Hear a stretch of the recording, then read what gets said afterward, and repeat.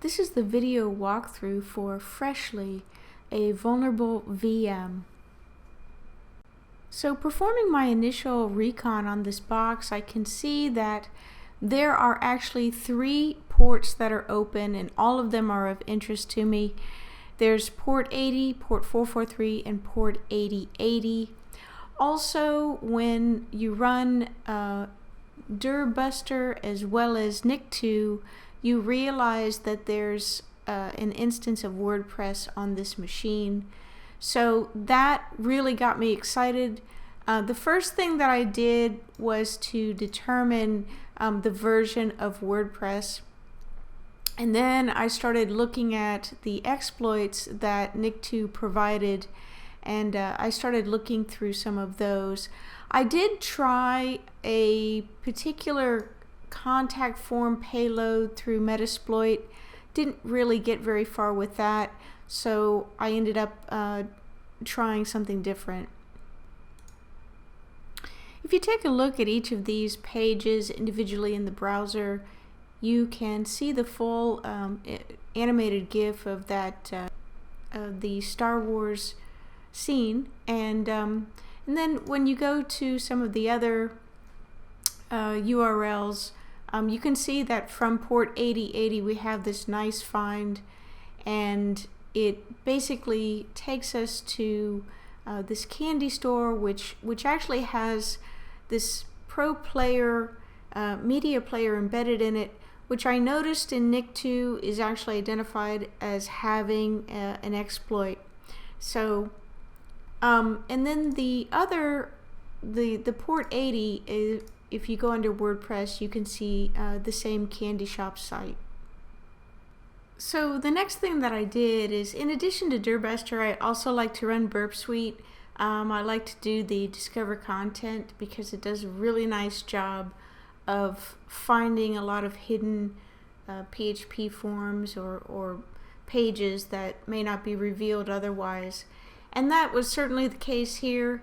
Actually, I used all 3 of those URLs in the scope, and I did a spider first, but then I did my Discover Content, and I was able to locate this login page, which was really critical because I end up using this, or the request for this, to try to find a SQLite vulnerability.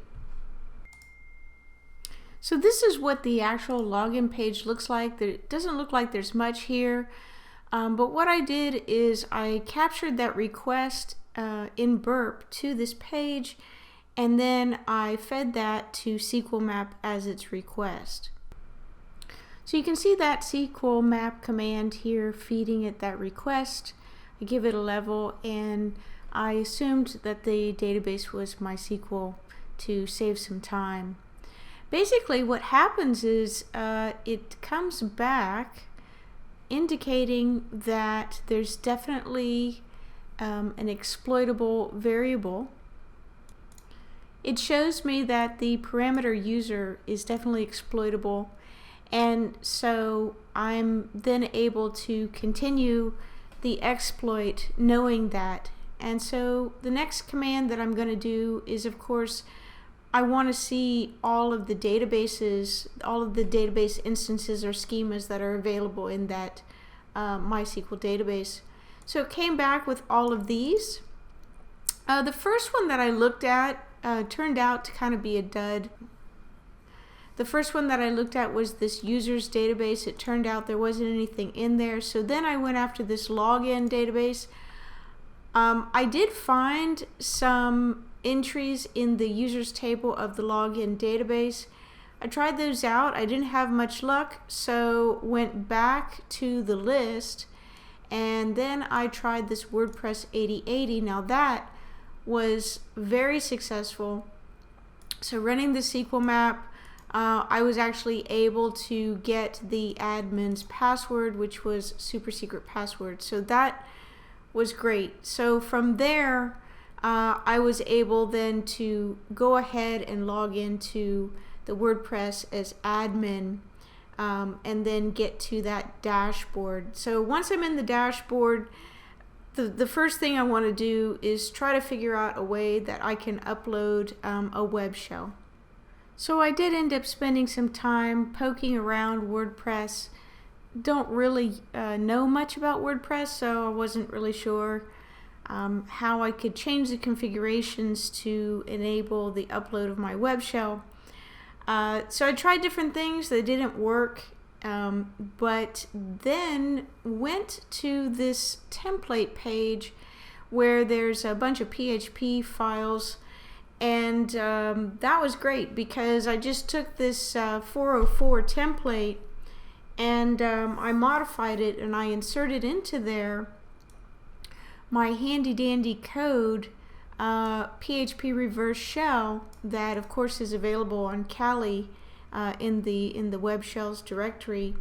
And so I literally just copy and pasted that shell into here, and then I updated the content for the page, update file, and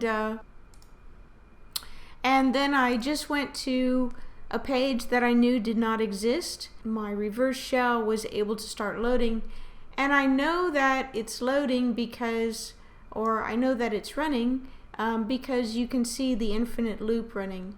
So from there I was listening on port 443.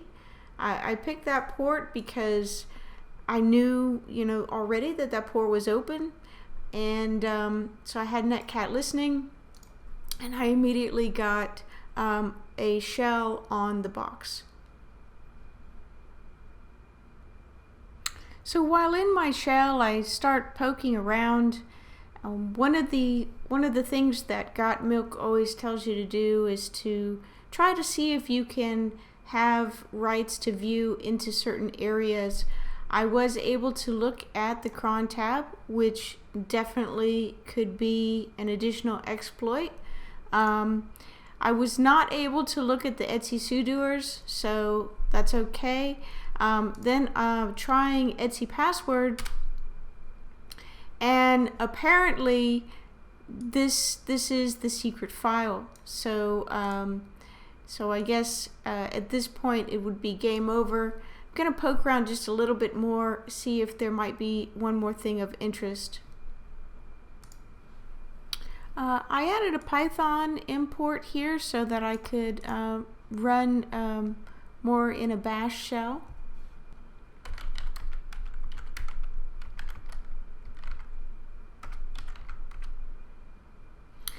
So as it turns out, also able to see the Etsy shadow file, and so one way that we could approach this is to basically try and the password.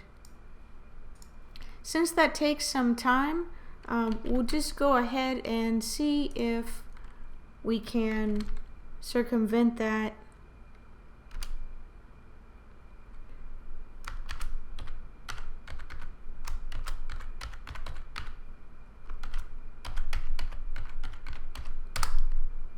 And basically just use the same password as the WordPress, and we end up getting root. So it actually looks like there's a lot of different ways that you can win this challenge, and I really enjoyed all the different variations and alternatives that were offered to actually conquer this challenge. So I thank the author for that, and I might actually go back when I have more time and try to do some of the plugin exploits, and also attempt to get root via the cron tab.